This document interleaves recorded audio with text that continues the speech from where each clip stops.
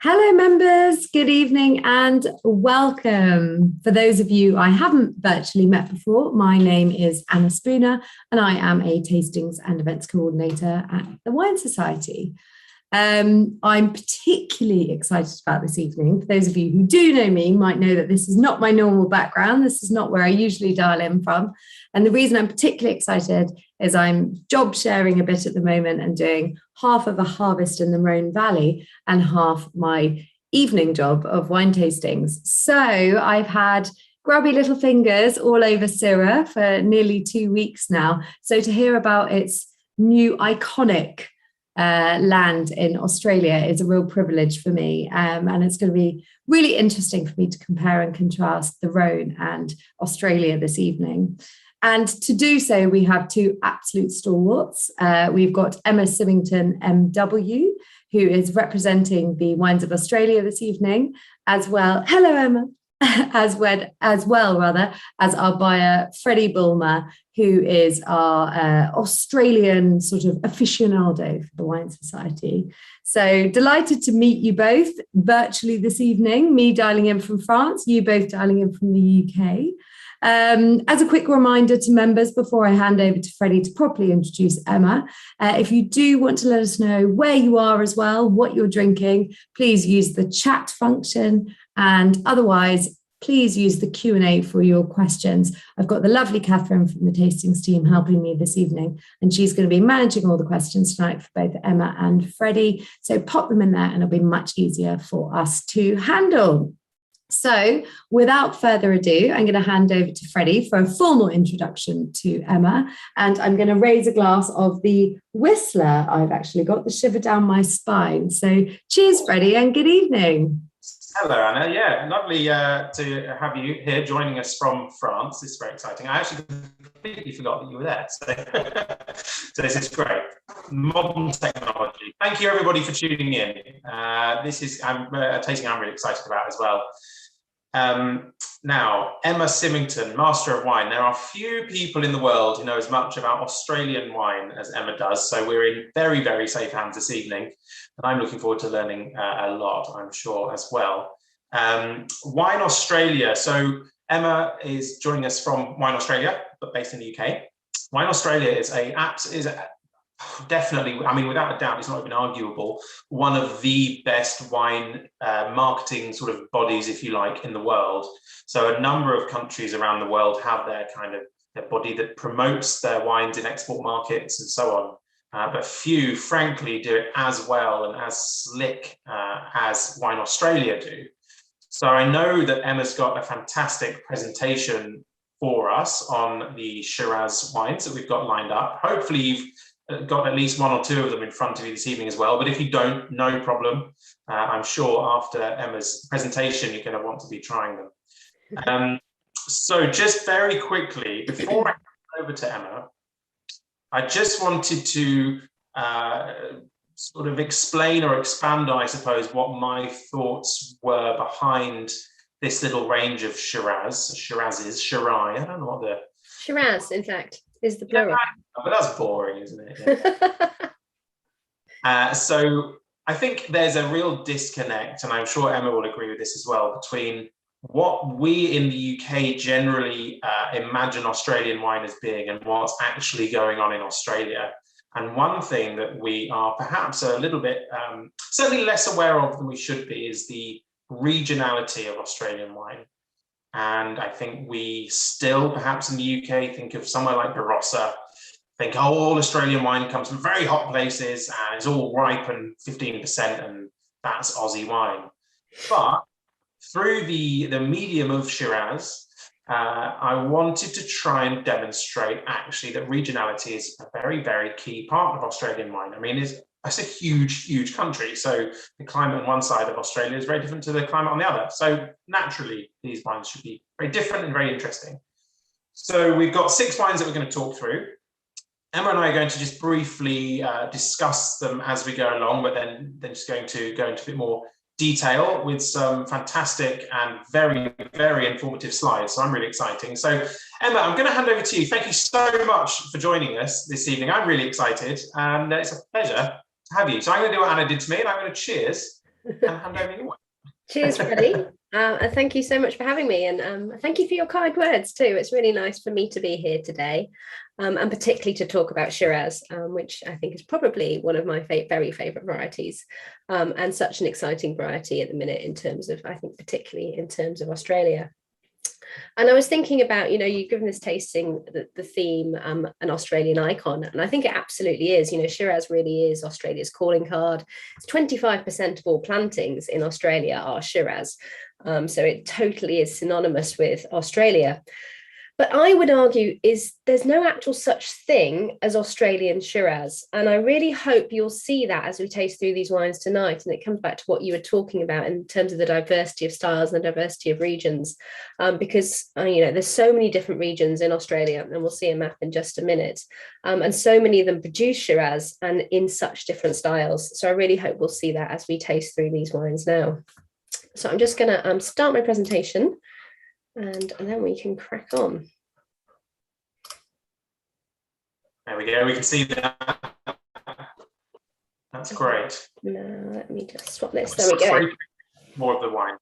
There you go. Absolutely. And for those of you drinking at home, please don't feel like you need to wait until we talk about the specific wines to start drinking. Please do start now. So, cheers, everyone. yeah, I already have some too. I think, Freddie, you just mentioned just how big Australia is, and it's something I think we can't emphasize just enough, because this map, I think, really clearly shows just the huge size of Australia. Yes, it obviously is one country, but it is very much a continent-sized country. As you can see, it's really bigger than Europe. So just to put some quick figures on here. So if you fly from Perth over in Western Australia across to Sydney, and Freddie, I'm not sure if you've done this flight or not, but you'll be crossing 2,000 miles. It takes 5 hours to do that flight, and you're crossing 3 time zones. So it's a similar distance as if you took a flight from London to Cairo. And if you consider, if you took that flight from London to Cairo, the number of countries you'd be crossing, the number of different climates, the number of different topographies, soil types, and of course, wine regions, it's a very similar picture when it comes to Australia.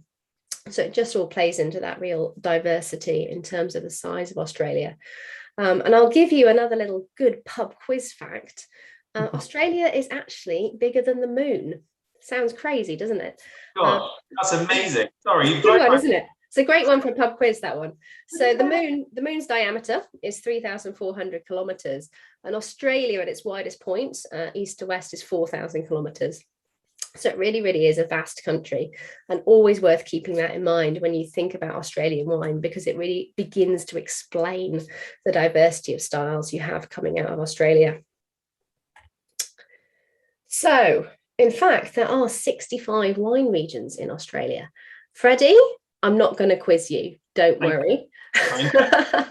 I think the reality is, over here in the UK, we probably see only about 20 or so of those on labels regularly, but there are 65 different regions, and each one is going to have its own personality in terms of the climate, in terms of the topography, in terms of soil types, and of course in terms of grape varieties planted and wine styles produced. So we've got five different regions we're going to be tasting through tonight, and we'll talk about those in more detail. Now, it has to be said, with Australia, there's no getting away from the fact it is a hot country. So I think that map I just showed you is a little bit misleading, because actually, if you flipped Australia into the northern hemisphere, it wouldn't occupy the same part of the globe as Europe does. For a start, it would obviously be the other way up, with Tasmania pointing towards the pole and, the Northern Territories down towards the equator. But it would also be much further south, much closer to the equator. So in terms of latitude, it essentially sits the very southern part of Mediterranean Europe, the Mediterranean Ocean, and then the entire northern part of Africa. So it is relatively close to the equator, which sort of accounts for this brilliant sunlight intensity you always get in Australia. And I'm sure you've felt that yourself, Freddie, having been out there. Yeah. But that is not to say the climate in Australia is the same as those parts of the Northern Hemisphere, because you have all sorts of things affecting climate, not just latitude. And one really, really important moderating influence in Australia is what sits just to the south of Australia. And that is this great Southern Ocean. It's a very, very cold ocean. So all those waters come up from Antarctica, cold ocean, so it's obviously moderating the climate around the southern part of Australia, cooling it. And you also have these cooling breezes or cold winds really that come off the southern ocean, called the southerlies, they call them in Australia. So really moderating the climate. So if you think of regions like Mornington Peninsula, of course, like Tasmania, these are very much cool climate because they're cooled by that southern ocean. And then another really important moderating influence, particularly down the eastern seaboard, is the Great Dividing Range. This is a really big mountain range that runs right from Queensland through New South Wales and then through Victoria. So a lot of wine regions actually in those parts of the country are quite high in altitude. And we'll see that when we're talking about the Clonakilla later, because that's up in the Great Dividing Range. So high altitude, so cooling influence because of that. So that's a quick overview across Australia, I think, just to set the scene a little bit. But I just wanted to also point out that, yes, Australia is a huge country. And yes, we see a lot of Australian wine over here in the markets. But the reality is it actually doesn't make that much wine. There's about 146,000 hectares of vineyard in Australia.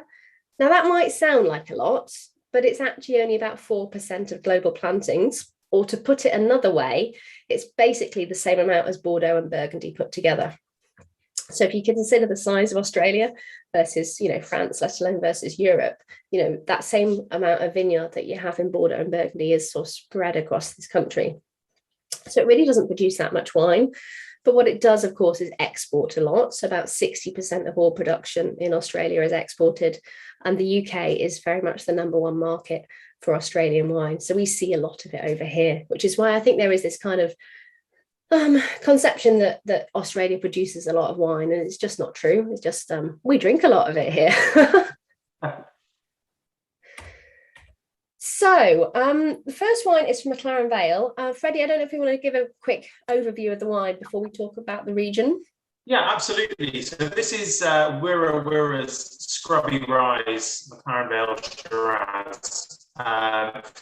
Now, I'm not going to go too far into the region and why it tastes like it does become X or Y region, because on this wine in particular, the producer, so Wirra Wirra, we worked with at the Wine Society for many, many years. We've had an excellent, very long-standing relationship with them, and they are surely one of the longest-standing wineries in our Australian portfolio currently, I would say.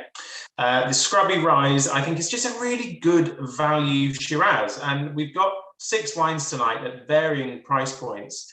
This is the, someone's got poor sound from me. Oh dear, that doesn't bode well. I'm going to plow on, and then if it doesn't fix, I'll switch to my computer later.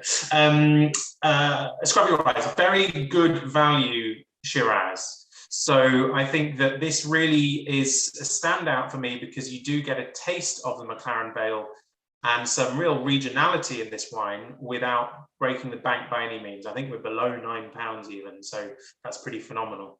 And Emma, you're going to tell us what Mclaren Vale sounds like. And meanwhile, I'm probably going to swap to a different something else you can hear me.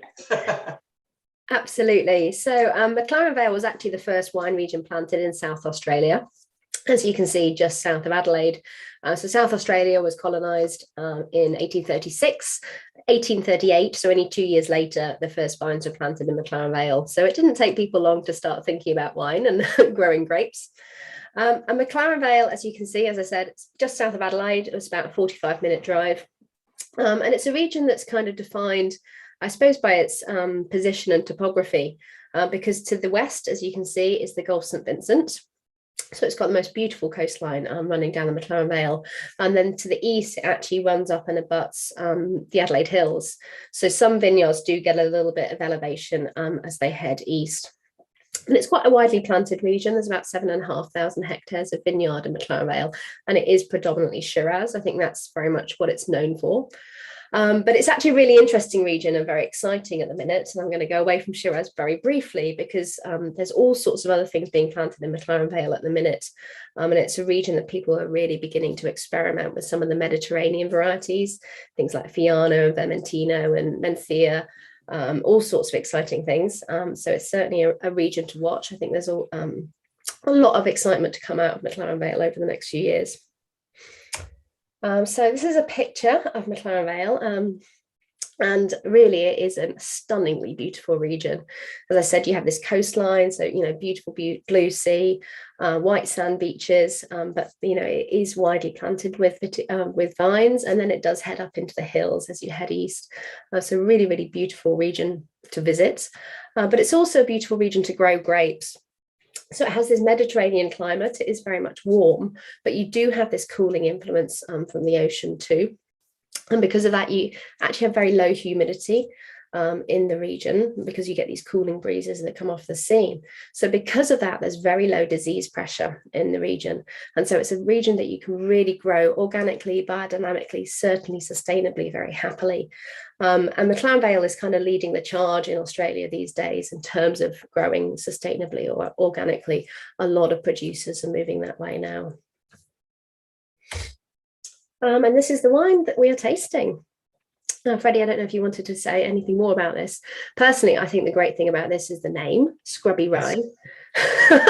So the owner of Wirra Wirra back in the day, a guy called Greg Trott, he was a bit of a raconteur, I think, bit of a renegade, and very Aussie with his sense of humour. So he had this patch of land that was dead flat, nothing grew on it, decided to plant a vineyard. So of course, what he called it was Scrubby Rise, this totally dead flat patch of land.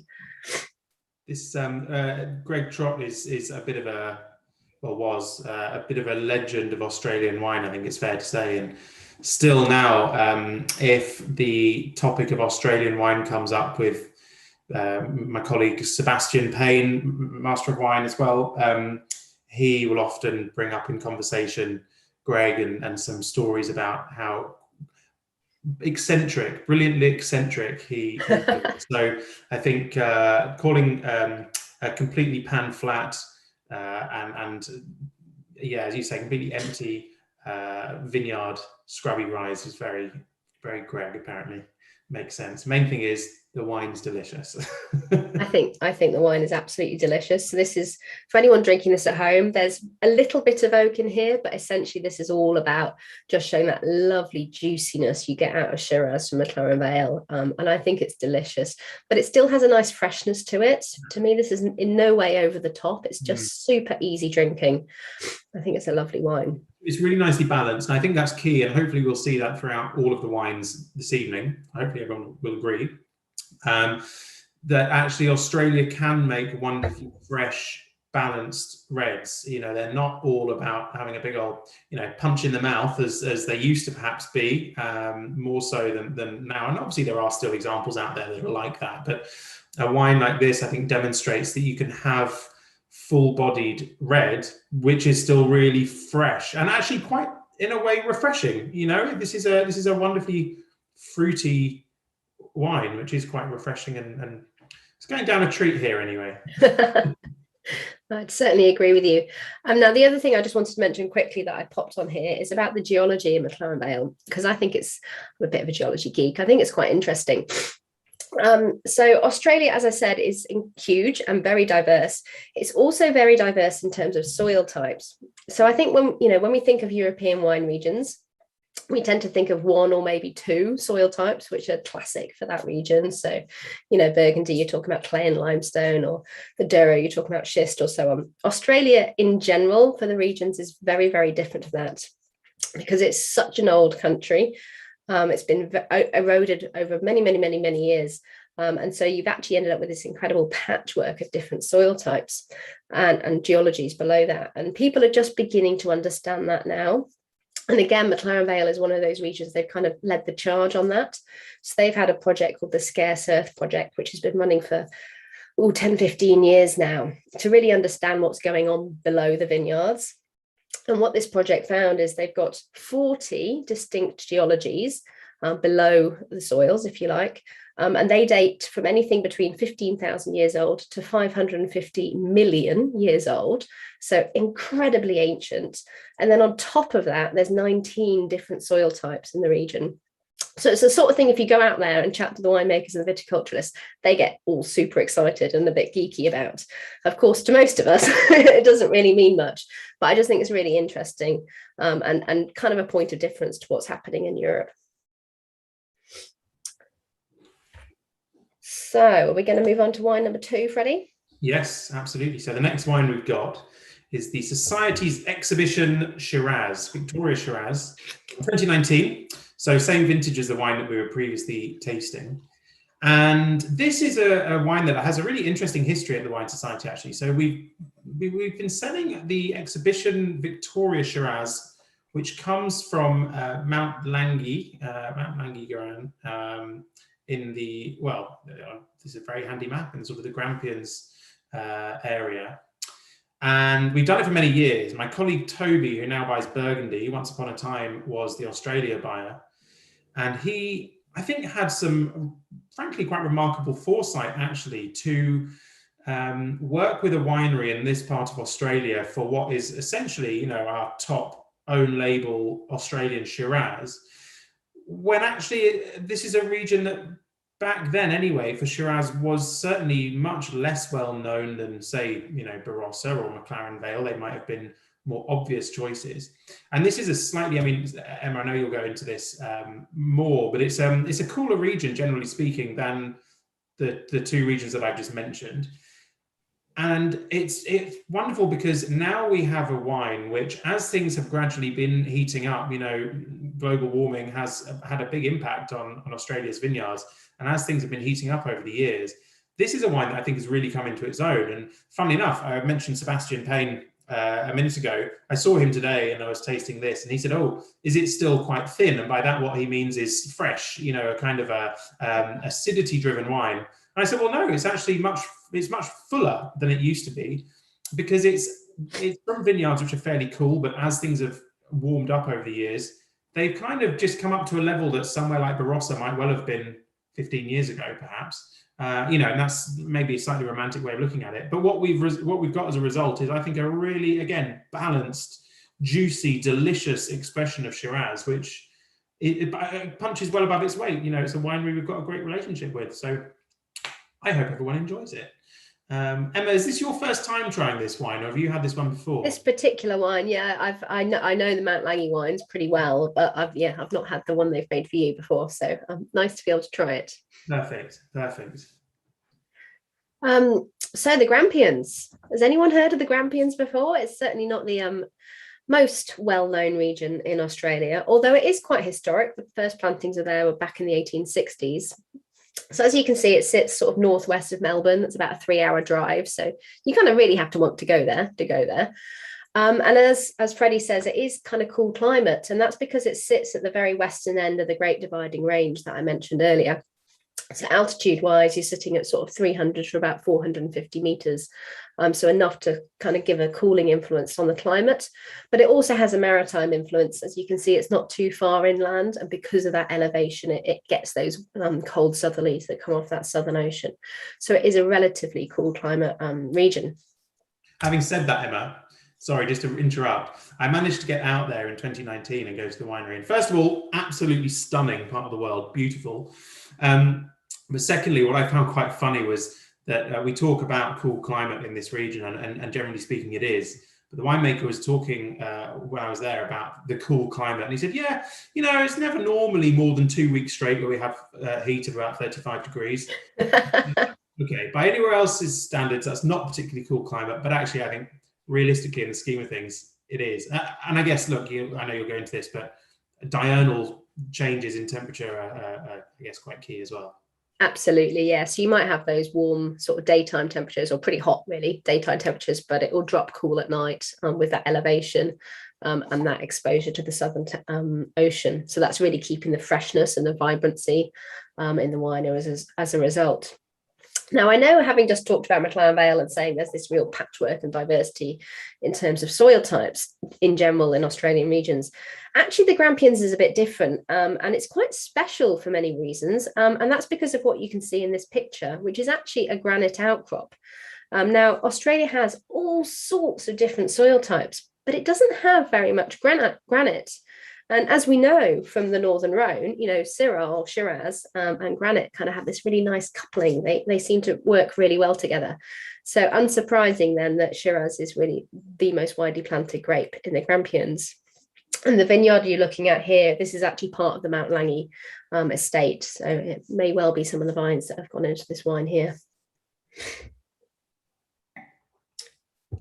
Now, if you want a little bit of wine geekery, there's some interesting research that happened at Mount Lange back in 2007. At the time, I think a lot of people, globally with Shiraz were talking about how Shiraz can taste of black pepper. But at the time, no one knew actually where that compound came from in the wine. So the Australian Wine Research Institute, the AWRI, did some research, and they actually did the research at Mount Lange's vineyard because it was a wine that was particularly well known for having that black pepper flavour and aroma.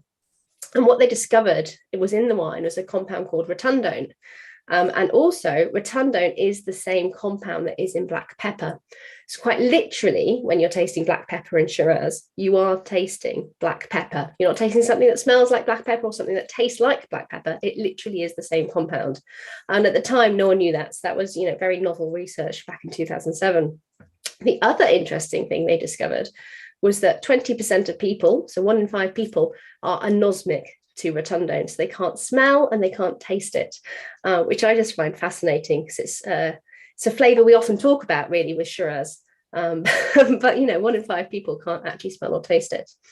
So a little bit of a tangent there, but I think it's interesting. Well, it's very relevant as well because it's, I think, a style of wine where as you say, the tasting note black pepper comes up a lot. And actually it was at the Australian Wine Research Institute that I learned how differently everybody tastes, and because, as you say, there are certain things, rotundone in this instance, that some people can just not pick up. Other people pick it up very, very strong, and other people don't pick it up at all. And that applies to all sorts of elements in wine, and also to faults as well, and that's quite interesting too. Some people are very susceptible to cork taint, for example, and others not at all. And it doesn't mean anything's right or wrong. It's just how it goes. But it's a very interesting thing to, I think the rotundone thing is, I found that pretty incredible when I first learned about that. Amazing. So this is the wine, if anyone's got this at home, this is what we're tasting. So this is actually quite different to the Wirrarora we just had, in that this has obviously had quite a bit of time in oak and 35% new. And I think you really see that when you taste it on the palate. You're getting that kind of lovely warm spice coming through, adding some real complexity there. But I think this is a wine that really speaks of its region. So it's got quite a lot of concentration, actually, and quite a lot of fruit, but there's this real lift and fragrance to it, which I always associate with slightly more cool climate Shiraz. I don't know if you're picking that up, Freddie. Yeah, absolutely. I think what I like about this wine, and I think the 2019 vintage does this particularly well, is on one hand, you've got that lovely freshness and that acidity, which, as you say, you would associate with a cooler climate. But on the other hand, you've got really quite generous, full fruit. Yep. So it's quite nice to see those two things come together. It's not too much of one, not too much of the other. It's sort of it's the best of both worlds in a way. So I think it's a lovely wine, and I'm really proud to have this as our exhibition, Australian Shiraz, because we don't actually, for a country that's so big, we don't have that many own label wines really. But I think these guys seem to be able to produce fantastic wine year on year. I've never had a bad vintage of this, so long may it continue. Absolutely. And I think what's incredible about this wine is looking at the stats, you think, whoa, 15%, this is going to be a blockbuster. And it is concentrated and powerful, but it still has that lovely freshness. And I think blind, you'd never know this was 15% alcohol. It's in no way hot or burning. It's really well balanced. So kudos to the winemakers. Yeah, absolutely. They're a very, very talented bunch. So as you say, they contain it, I should say, very, very well indeed. You just paused for a second, Freddie, but we got you back, so that's great. You got me back. Oh, good stuff. Right, shall we move on to our third wine? Yes. So we're Hunter Valleying next, aren't we? So we are indeed. We're tasting Tyrrells. Now, Hunter Valley is a region arguably most famous for its Semillon, a very, legendary region, I would say, for Semillon. And I had previously tasted, a good few Hunter Shirazes, as to use my plural term, and kind of thought, okay, they're quite interesting. They can be quite fresh, and actually sometimes I've found that some I tasted were maybe not not quite ripe, not quite generous enough for my palate anyway. But then I tasted this, and it just, it was a remarkable wine, I thought. This is from 2018. 2018 being a pretty amazing Australian vintage. It's hard to say it across the board with Australia, of course, because it's so huge, but actually 2018 was a vintage where in certainly a large number of Australian regions, the conditions were absolutely spot on. And I think that really shows here. So what I love about this wine, this is the Old Hillside Vineyard Hunter Valley Shiraz 2018 from Tyrrell's. What I love about it is it's, and I mean this in a very nice way, it's almost European, it's almost Northern Rhône. It's so wonderfully aromatic, and it's very fine and silky and really smart, accomplished winemaking. I did mention, and hopefully if anyone who's got a bottle of this, hopefully you got the note, but it's well worth decanting. If you haven't been able to decant it, I really would say go back to it later on as well, because I found that actually this was a wine that was even better 2 or 3 days after opening. I fell in love with this wine completely. So it's great to be able to show it here. And Emma, I hope that you enjoy this one, because this is one I've been very excited about. Yes, I'm really enjoying it. And again, it's not a wine of theirs. I know a lot of Tyrrell's wines, but not this specific one. So it's really nice to be able to taste it. Oh, yes, actually, that reminds me on that. So that's because it's previously only been available from their cellar door. There you go. So they've got their I think it's called Old Patch Vineyard or something like that, which is the super old vines. But there are some not so old vines in that vineyard, and this is made from those. So it's the same plot as their kind of super duper Shiraz, but the slightly vines. We managed to bag a parcel of it, so that's probably why most people haven't heard of it, to be honest. Good to know. Yeah. Brilliant. So I'll give you a little bit of insight into the Hunter Valley generally. And it's a fascinating region. So it's actually one of the very, very first planted in Australia.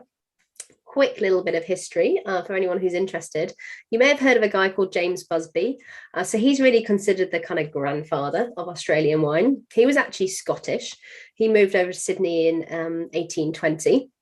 And then in 1831, he went back to Europe and spent 6 months traveling the vineyards of, France and Spain. I mean, sounds like a pretty nice job, hey? And in that time, he gathered cuttings of hundreds and hundreds of different vines and hundreds of cuttings.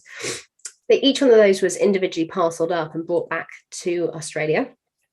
That was then split into two. Half James planted at his home in Kirkton Park in what is now the Hunter Valley, and the other half was planted in Sydney in what is now the Botanic Gardens. And if anyone has been to Sydney, you'll know exactly where I mean. And that was one of those really important sort of importations, I suppose, of vine stock into Australia. So obviously those cuttings were planted, they were propagated on, further cuttings were planted and sold across Australia. And to this day, if you talk to a lot of winemakers and viticulturists, they'll talk about having Busby clones in their vineyards because they can trace that genetic heritage back to those original cuttings that James Busby brought in. Anyway, so the key here is that James had his home in the Hunter Valley. So it really makes it pretty much the first wine region in Australia. But it's a fascinating one because if you kind of look at its vital stats, it's really not where you'd think you'd want to plant grapes. It's hot, it's humid, and you get lots and lots of rain at vintage. Really not ideal. And the reason you get this rain at vintage is because it's one of the main key regions that's really on the wrong side of the Great Dividing Range. As you can see, it does sit in the Great Dividing Range, but it's on the eastern side. All the others basically run the west. And that's because the Great Dividing Range acts as a rain shadow. So in the late summer, vintage time, you get these tropical storms that kind of barrel down this eastern seaboard. They hit the Great Dividing Range and dump all their rain.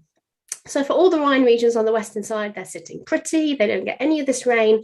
Hunter, on the other hand, gets quite a lot of it.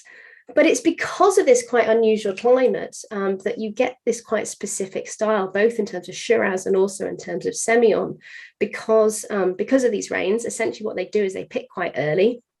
So this is why Hunter wines always tend to be relatively low in alcohol, both for Semillon and for Shiraz. And as Freddy said, this is, that much more slightly European style. So it's less ripe because the grapes haven't been on the vines that long. It's pretty much always the first region to be picked in Australia. So in January, February, so quite a lot earlier than most regions. They're doing that to kind of escape these rains. So this is a picture of the Hunter Valley. So you have this beautiful broken back range, which kind of sits across the valley, giving some elevation. And you'll see this cloud cover, and that's really important in the Hunter. As I said, it's a hot region. It's actually subtropical, but you always have this cloud cover. And again, that's because these Great Dividing Range kind of captures all that cloud. So what that does is it really moderates the amount of sunlight that can hit the vine, so decreases the amount of UV, so slowing down the ripening. So although it's hot, you get very slow ripening in the Hunter. And the other thing you can see in this picture is the soil. So there's two key types of soil in the Hunter. You get light sandy soils and you get red clay soils. It's a really easy one to remember because the white grapes are grown on the light soils and the red grapes are grown on the red soils. Mostly anyway. So we can tell looking at this vineyard, this is most likely going to be a Shiraz vineyard. Emma, very quick question. Yeah. What with climate change being such a hot topic, for want of a better term, at the moment, and you know the sort of the changes that are being brought about due to global warming being quite clear in certain regions of Australia, what are the changes looking like for somewhere like this? Because if there's constant cloud cover and that's mitigating a good bit of the sunlight, then potentially that's quite good going forward. But on the other hand, if it's somewhere that gets an awful lot of rain, that you probably don't want too much more of that. And so where do you see this region in how many years down the line in that regard? It's a great question. And again, there's been quite a lot of research done in Australia around climate change because it's, obviously centre of mind for everyone globally, but I think particularly in Australia. And actually, Hunter Valley, based on all these climate projections, is one of the regions that is going to see less, I suppose, in terms of climate change than some of the others. And I guess it's just because of this particular climate they've got anyway, and the impact of perhaps the Great Dividing Range. I'm not entirely sure why, but it's not going to have, the increase in terms of precipitation and sunlight as perhaps some other regions. Okay, that's interesting. So it's already very hot and very wet, so it can't get much more. Yeah, indeed. But very hot and wet, very wet, and yet you get these incredibly restrained and elegant styles of wines. Absolutely. No, it's quite remarkable, actually. I mean, this is such an elegant Shiraz. I think that's probably the word that I would use to sum up this particular one. It's just that remarkable elegance. And I think also what excites me about this particular wine is just how much it continues to give with as I said before, when I tried this the first time, it was sort of day 2 or day 3 after it was opened that it really sort of wowed me. And I actually have one sort of quite ridiculous, sort of very wide, bold wine glass at home that I tasted this in. And it did actually also show the benefit of the right glass for the right wine, because suddenly I was just hit with these almost kind of sort of magical, just beautiful aromas. There's so many layers of aroma here. So I was actually really, for the first time, blown away by a Hunter Shiraz.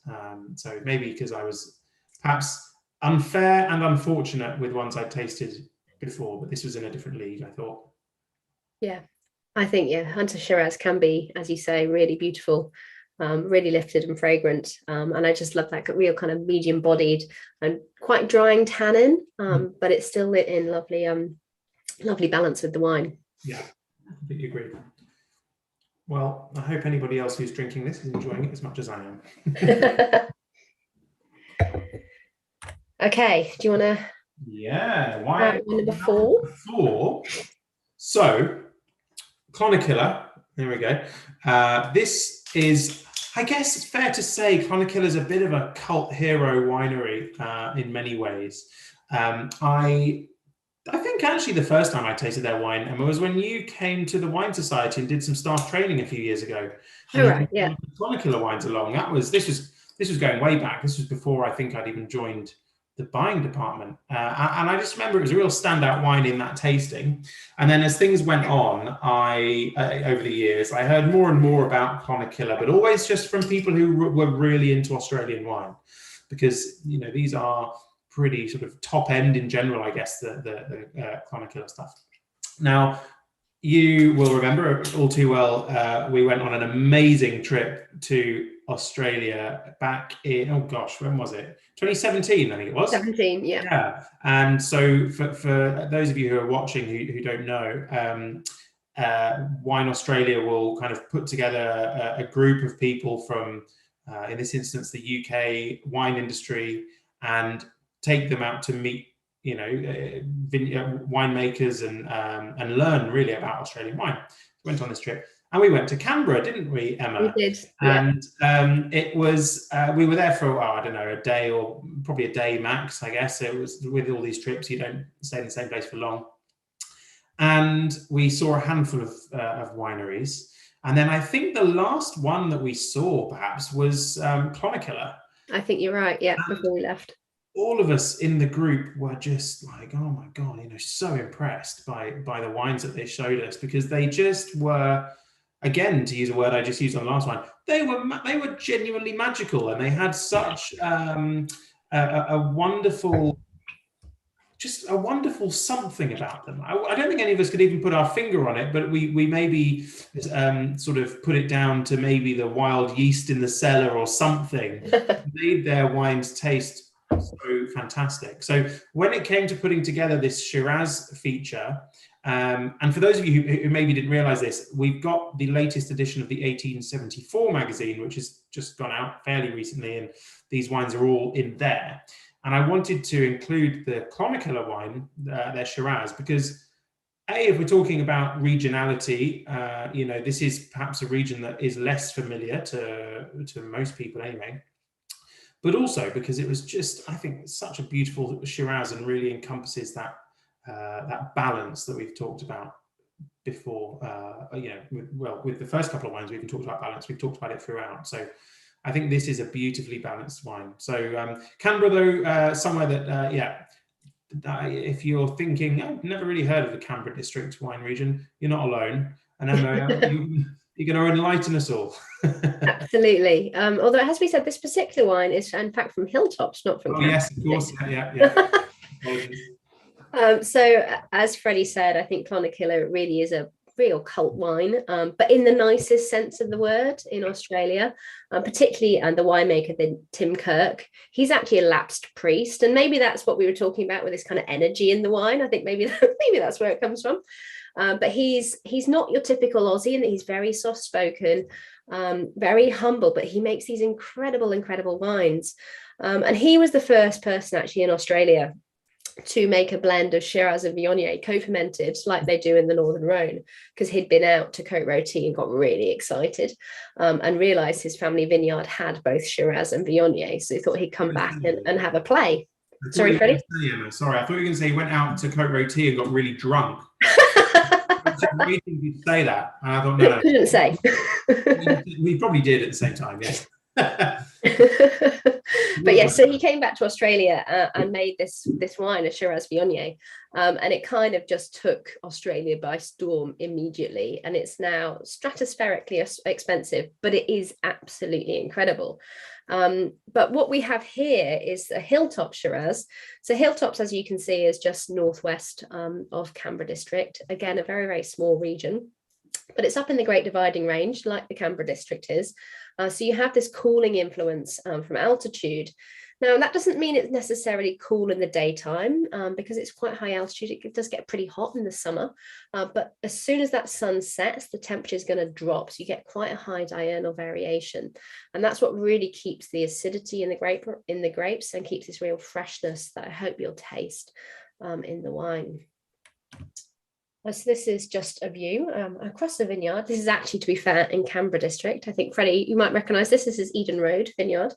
But I just wanted to include this because I think you get an idea from the sky here about the sunlight intensity you get in these regions because you're at this high altitude. So you do get very high UV levels in these high altitude regions up in the Great Dividing Range. And what that means in terms of grapes is you tend to get Very deep colours, and lots of tannin, but very, very developed tannin, so super soft. So I think the texture when you taste this wine is just beautiful. So that's kind of an impact from UV. And you see a similar thing, you know, if you're tasting Malbec, for example, from up high in the Andes. In Argentina, you get that lovely developed colour, and that really supple tannin, and I think you're seeing that here in this particular wine. So this is the wine we have, the Hilltop Shiraz. So this is, I suppose, more like their entry-level wine in many ways, although it is obviously £25, so it's not necessarily an everyday wine, but I think it's lovely. And in terms of winemaking, this is the first wine of our wines actually where we had a bit of whole bunch in the winemaking. This is something that a lot of winemakers are now beginning to play around with in Australia, with Shiraz, of course with Pinot Noir, but also with things like Grenache. So keeping some whole bunches in their ferments to add a little bit of extra tannin from those stalks, but you tend to also get more freshness. So you're decreasing the pH, if you want to get technical about it. But you're also adding this lovely kind of herbal lifted note that you tend to get with whole bunch. So people are beginning to play around with this just to make the wine a little bit more complex and a little bit fresher. Yeah, I think what really strikes me with this wine, apart from the fact that the bottle shape I've got is completely different to the one in the picture, but if that's Mine too. Yeah, that's all right then. But what strikes me about this wine is on the nose. It's got some really delicious savoury character. It almost, to me, smells a little bit like as a kind of a soy sauce kind of plum sauce thing on the nose, which I find absolutely fascinating and delicious. Someone's just said peanuts. That's a really interesting note, and I kind of get that. Yeah, it's I think it's a lovely wine. It's a sort of wine which I would describe as quite gastronomic. So what I mean by that is on one hand, there's the fact that it would pair with all sorts of different foods. I think it's probably quite versatile in that respect. But it's also, for me, this combination of juicy fruit, but then delicious, savory, umami kind of flavors as well. And I mean, it's still quite a young wine. Obviously, it's only 2019, and I would expect this to age quite well for a good few years. But even in its youth, it's still quite umami. There's these savory characters. It's really, really complex. So I think at £25, I still think it offers fantastic value when you think of Shiraz that tastes like this around the world. Absolutely, I'd agree with you. And I think this is one of those wines that you could totally label it as Syrah instead of Shiraz. It's a bit of a running joke with many winemakers in Australia. Some do label some of their wines as Syrah, some keep Shiraz, and there's not necessarily any rules around it. But I think this is particularly wine that you could definitely label as Syrah, because it has that, as you say, that kind of umami smoked bacon kind of flavour. Yeah. But I'm also getting a lovely lifted violet note on here. It kind of jumps out the glass. That's actually, that's actually such a good note. This is one thing I love about tasting with other people, and having the opportunity, Emma, to taste with someone like yourself is when you're trying to put your finger on what it is that you're smelling or tasting, and then somebody goes, "Oh, I get this," and you go, "Yes, exactly." But the Shiraz Syrah conversation is an interesting one, and as you say, there's no real kind of black and white kind of approach to take with that. But with the wines this evening, I'd sort of, if only mentally, really put them into pairs. And this and the Tyrrells, I think, of the lot, are probably the two that you could actually equally label as Syrah. And I think, it's just a nod to the style, I suppose. Whereas the exhibition is very much Shiraz for me. Yes, I'd agree with you, albeit in perhaps not your typical Barossa style. Yeah. Speaking of the Barossa, shall we chat about our final pair? Let's do that. So, Barossa. So we have two wines coming from the Barossa. Are we going to do, which one are we going to do first? We've got Torbreck and we've got Whistler. Which have you got? I think we definitely should do the Whistler first. Perfect. Yeah, that's spot on. So, Whistler. So this is a fairly new producer to us at the Wine Society. I actually discovered them, or they discovered the Wine Society, really. It's probably more fair to say. During lockdown, I got an email saying, look, my name's Sam and I make some wine in Barossa, and I've heard some great things about the Wine Society and I'd love to send you some samples and so on. And obviously it's been very hard during lockdown when we've not been able to travel to meet new winemakers, meet new people and make new connections and so on. So I said, yeah, for sure, send some samples along. And the wines were delicious, absolutely delicious. I was really impressed. And this is, so Whistler is a family winery in second generation. So Sam Pfeiffer is the name of the guy who now is at the helm. His dad started the winery having worked for Penfolds for a long, long time. And he actually planted his first Shiraz vineyard using cuttings from Penfolds Grange vineyards, which I thought was quite a cool little story. The Shiver Down My Spine Shiraz fits into a range that is really Sam's kind of baby, if you like, which is all about freshness. And of course, Barossa is historically a region which is known for kind of big, rich, ripe, concentrated reds, whereas Sam, again, is focused on balance. We've talked about balance quite a lot. And I think he's done a great job with this Shiraz. What I really like about it is that it's got this lovely energy about it, this lovely acidity about it. I believe that they still do things like foot treading and that sort of thing. It's biodynamic as well. So these guys are really wanting to preserve the kind of the mark of the vineyard, I guess, in the bottle, but do it in a way which is nice and fresh and juicy and vibrant and fun. I think that's something that continues through their wines. They're very fun.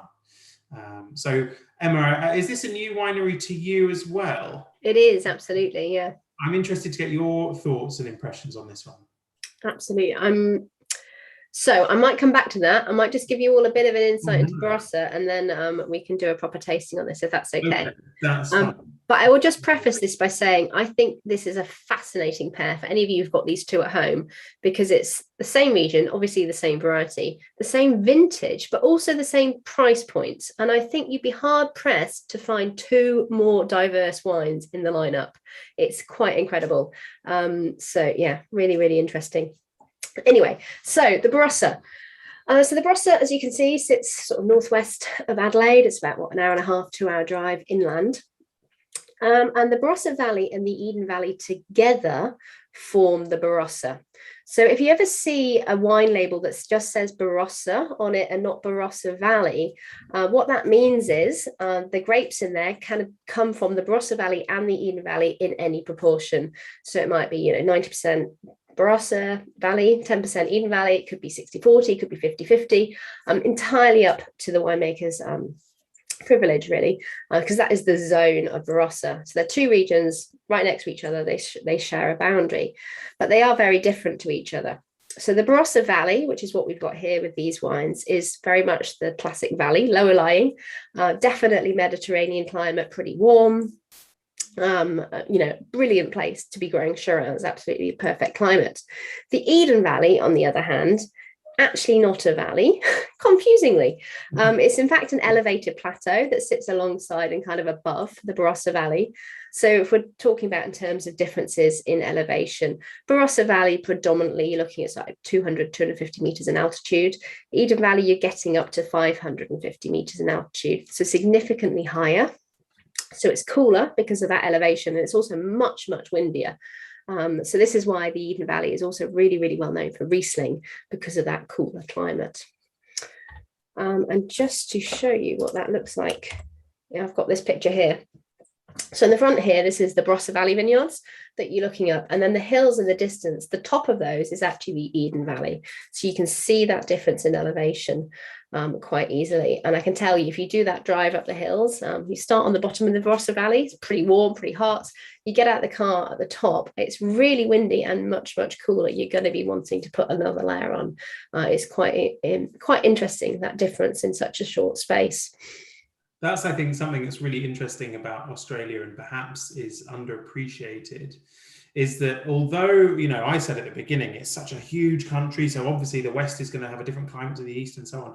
You don't even need to go that far out of one region to notice significant differences in climate and temperature and so on. And of course, then the wines are going to taste very different from one place to the next. So I think that picture that you just put up really was a fantastic demonstration. Yeah, that's the one. A fantastic demonstration of how clearly different one region of Australia can be from the next. Mm-hmm. So yeah, brilliant. That's a very good illustration. Very good. Right, so yeah, the Whistler wines.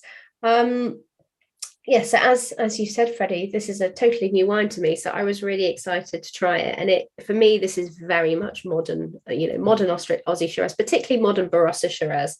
I think there is this kind of new generation coming through now in terms of winemakers, sort of playing around a bit more, probably just trying to do different things to what their parents did, really. Yeah. But really searching for freshness. And I think it's that search for freshness that you see across Australia in general. In terms of wine, not just in terms of Shiraz.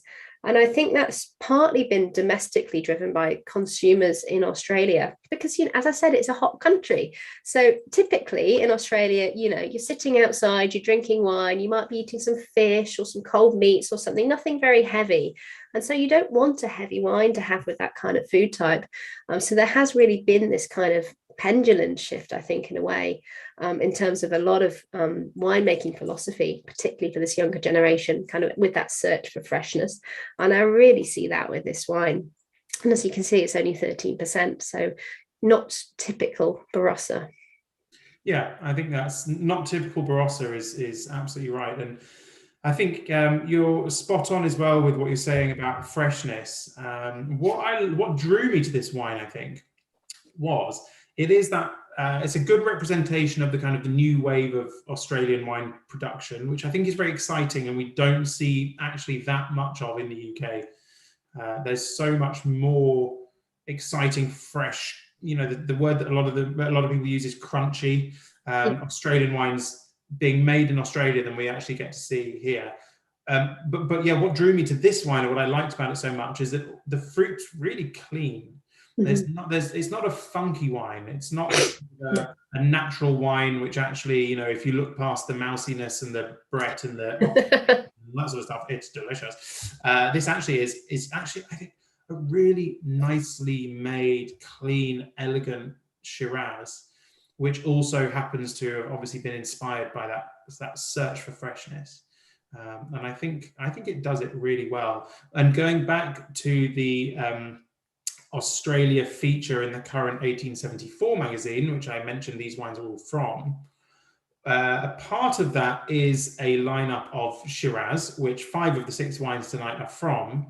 But this one, actually, I decided was better placed within the sort of new wave fine wine section of that offer, that range of Australian wines, because I think actually it's a new wave wine, and that's what also makes it a great, hopefully anyway, we'll see in a minute, great comparison to the Torbeck, which is much more sort of classic Australian, and where it says on this wine 15% whole bunch on your slide there, with Torbeck, not necessarily on this one, but on a lot of their wines, you're more likely to see 15% alcohol. Type of thing. So yeah, if anybody is tasting the Whistler, I'd be very keen to know what you think. But it's certainly a wine that I've been very glad to be able to bring into the range, especially over lockdown. It's been nice to try some new bits and bobs. Yeah, no, I have to say, as I said, Freddie, I'm really impressed with it. And I think £19.50 is a really, really good price point for it. I think this could be a lot more money, quite happily, but it's kind of a bargain at that price. Yeah. And for me, this just leaps out the glass with that energy and vitality. I think it's, as I said, a lovely, lovely wine, and I will enjoy the rest of that bottle. Very much so. And I think actually, as is the case with, I think actually pretty much all of these wines, but in particular this and the 2 that we tasted previously, as it gets air, it just continues to give, it sort of unfurls more and more, and there's so many more kind of layers of aroma. So it's worth, again, going back to after it's been open a little while if you've not been able to decant it. Right, and shall we move on to the Torbeck? To Talbreck, yes. Would I you think like it's such a, as I said at the beginning, such a fascinating pairing, these two together. So do you want me to give a very brief intro to Talbreck? Yeah. Please do. So Talbreck are, well, I guess it's fair to say one of the big names of the Barossa, frankly. They make quite a number of wines. We've worked with them off and on at the wine site in quite a long time, but we have started working with them a little bit more closely in the last year or so. A number of you tuning in might have seen that we do an en primeur offer every year, as of a couple of years ago, with Talbreck, where we do their Stedding, which is a red blend. But what's been interesting with Talbreck is that while historically they've been known for the really boozy, really big, dense Barossan reds, actually, I think in the last handful of years, they have, I don't want to say moved away from that, because they aren't completely away from that, but they've certainly become more conscious of, again, balance, the word that we've been using regularly this evening.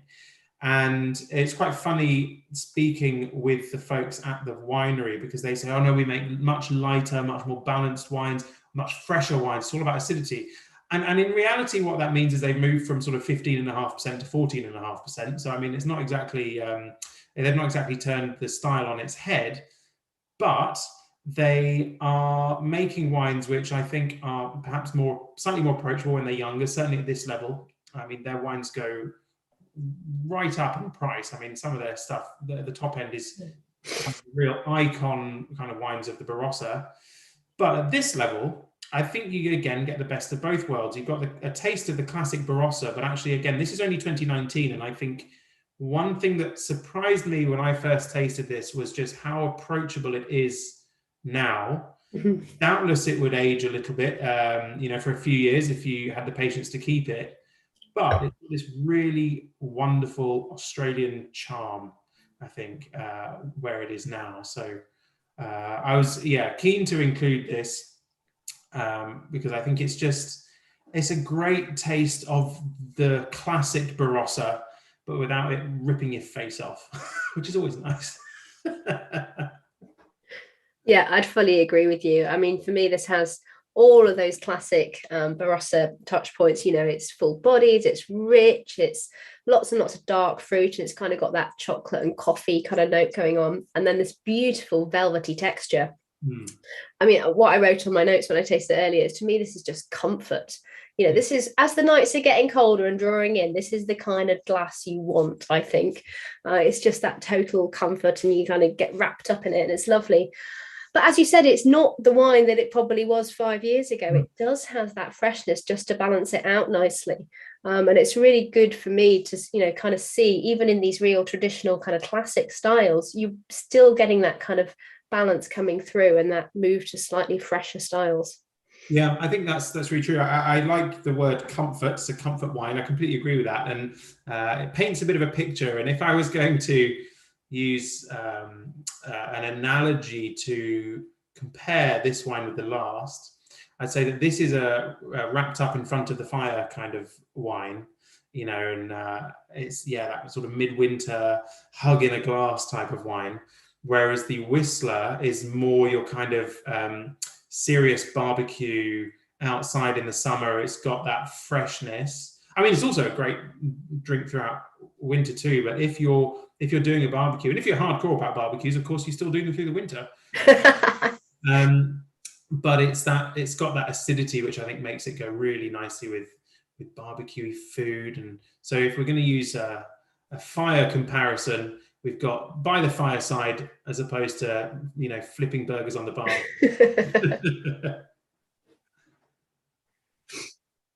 Oh, Anna's popped up. Hello, Anna. Hi, Anna. It can mean that time, but thank you both so much. I really do appreciate it. What a really insightful and wonderful evening. You can see from my lips, I've enjoyed a full glass of each of my two Barossa wines.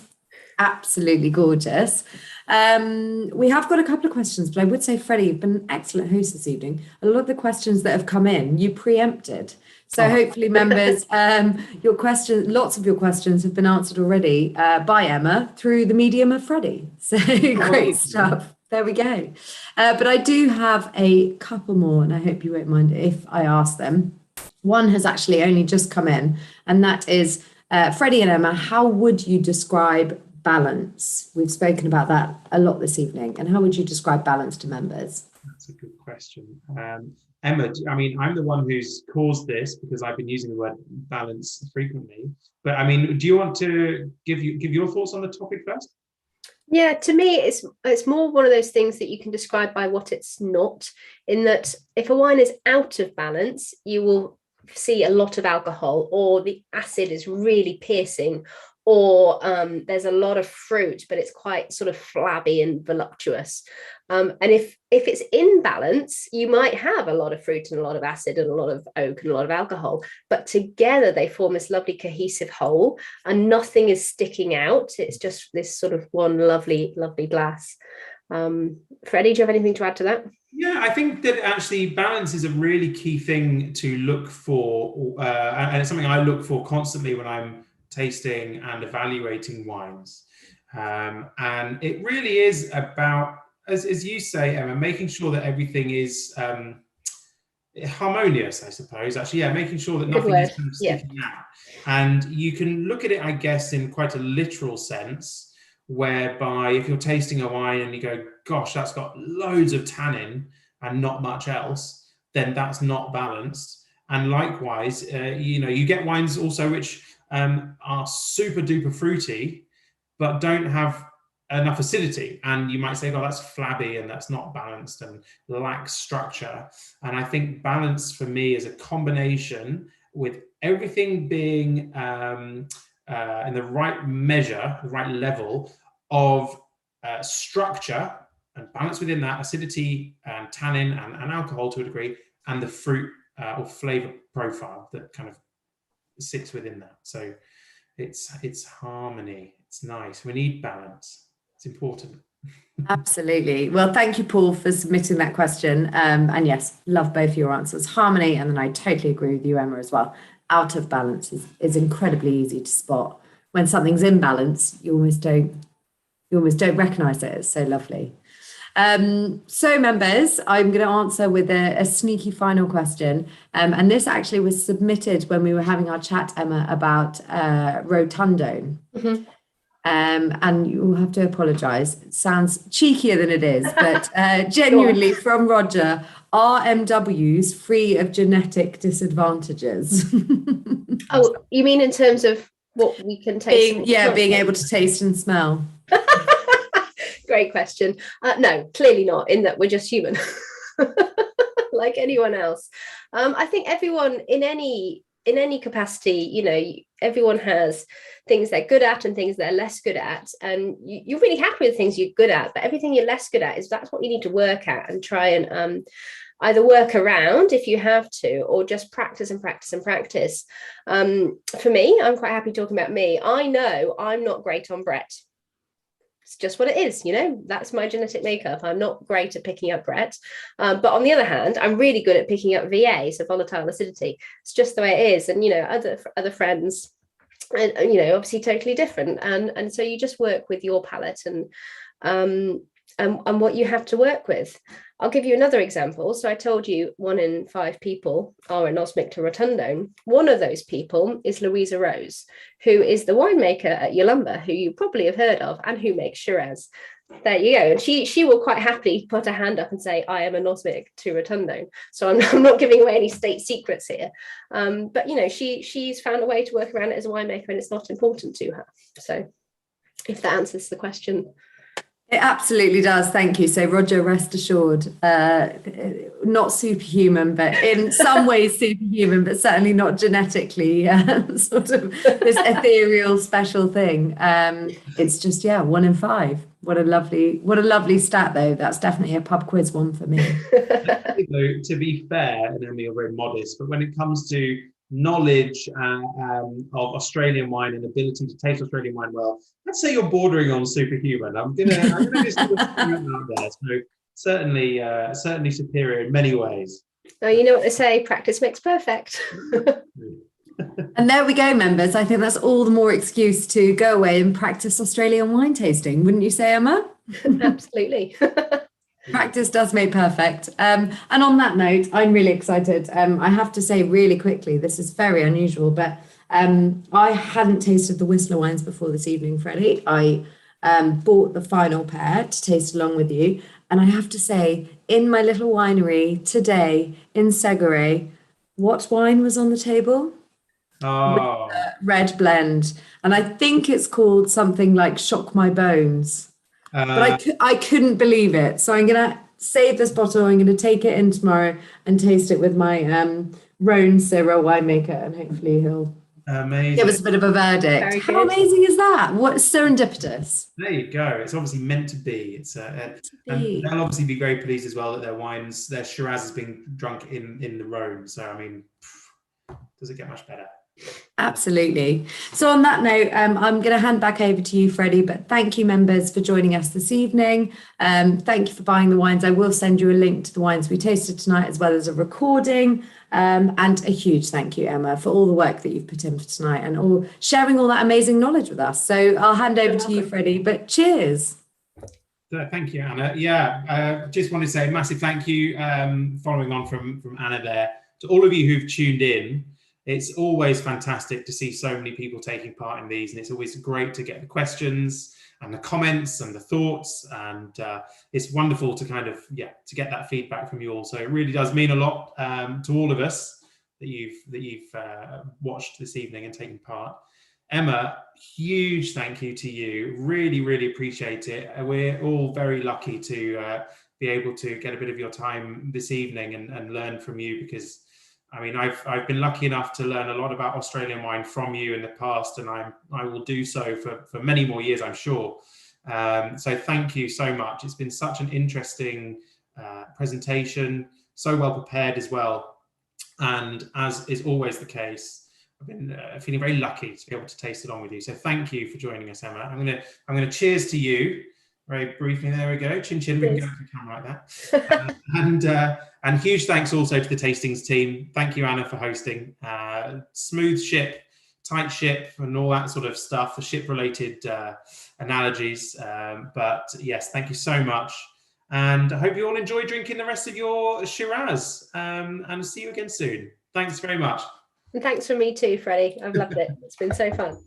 Cheers, Emma. Thank you. Cheers. Thank you. Bye, everyone. Bye. Bye.